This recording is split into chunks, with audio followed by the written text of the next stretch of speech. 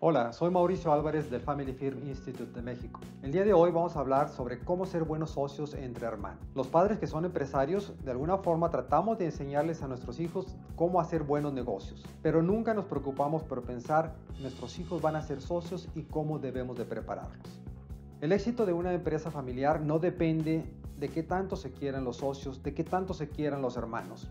El éxito de una empresa familiar depende mucho de la capacidad que tienen los socios para ponerse de acuerdo. Por eso es que necesitamos que los hermanos sean buenos socios.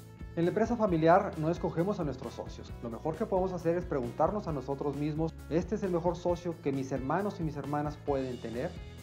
Para ser buenos socios hay que prepararse. El día de hoy vamos a comentar con ustedes una metodología que les puede servir para llegar a un acuerdo sobre cómo ser mejores socios de sus hermanos y de sus hermanas. Vamos a hacer este ejercicio. Cada uno de ustedes va a escribir en una hoja 5 características que una persona debe tener para que usted la pueda considerar como un buen socio. Le voy a dar algunos ejemplos. Algunas personas piensan que su socio debe ser innovador, debe ser alguien que busque mejoras, que esté pensando siempre en novedades, porque ese podría ser un buen socio para él. Otras personas piensan que debe ser confiable, debe ser una persona empática, debe tener la misma visión de los negocios que yo tengo, debe ser una persona honesta. Una vez que ya tengamos esas 5 características, vamos a tratar de contestar la última pregunta que les sugerí que se hiciera. ¿Soy yo un buen socio de mis hermanos? Entonces, le pido que usted mismo se califique en esas 5 características que seleccionó para ser un buen socio. Utilice una escala del 1 al 5. Por ejemplo, si usted es un gran innovador, es el mejor que existe, se va a poner un 5. Si no sirve como innovador, se va a poner un 1. Se va a calificar con un 3 si se comporta como un innovador. A veces sí o a veces no. O si es un poquito más que eso, se califica con un 4. O si es un poquito menos que eso, se califica con un 2. Una vez que ya tenga la calificación, piense ahora en cuáles de estas características yo debo superarme para poder ser mejor socio de mis hermanos y de mis hermanas. ¿Qué acciones tengo que emprender para poder lograrlo?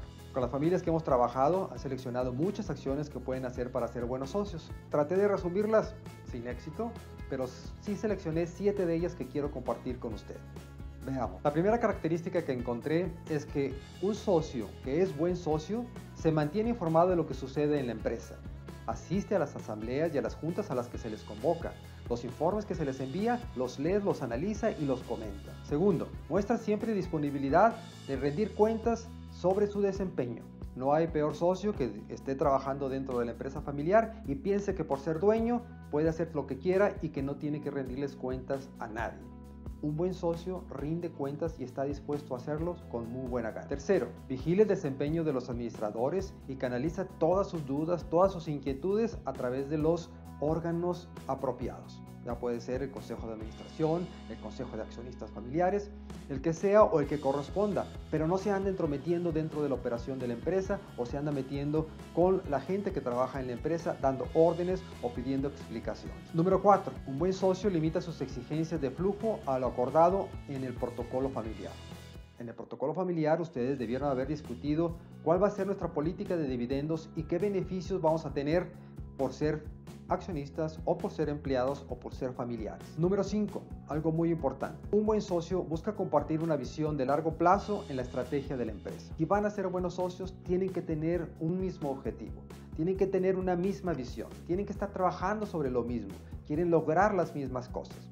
Un buen socio entonces buscará ponerse de acuerdo con sus hermanos y con sus socios para encontrar en qué o a qué van a trabajar juntos. Número 6. Un buen socio busca mejorar las relaciones personales con sus socios. Y número 7, tal vez la más importante de todas y la que más les recomiendo.